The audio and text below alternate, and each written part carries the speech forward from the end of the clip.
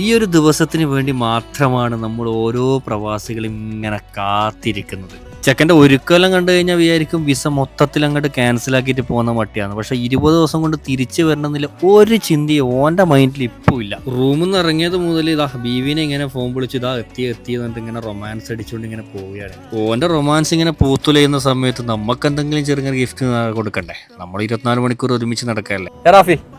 വേറൊന്നും തരാല്ല, ഇത് കൈന്ന് വെച്ചോ. നമ്മൾ ഡെയിലി ഡ്യൂട്ടിക്കെല്ലാം അടിക്കുന്നല്ലേ. നമ്മൾ സാധാരണ മീറ്റിങ്ങിനും കാര്യങ്ങളൊക്കെ ഓഫീസിലൊക്കെ പോകുന്ന സമയത്ത് യൂസ് ചെയ്യാറുള്ള നല്ലൊരു ലോങ് ലാസ്റ്റിംഗ് ആസമിൻ്റെ റൂഹ് എന്നുള്ള പെർഫ്യൂം. അത്യാവശ്യം ചെറിയ ബഡ്ജറ്റ് ഫ്രണ്ട്ലി ആയിട്ട് നല്ല ഫ്രഞ്ചും അറബിക് ടച്ച് എല്ലാം മിക്സ് ആയിട്ടുള്ള നല്ലൊരു ഫ്രാഗ്രൻസ് തന്നെയാണിത്.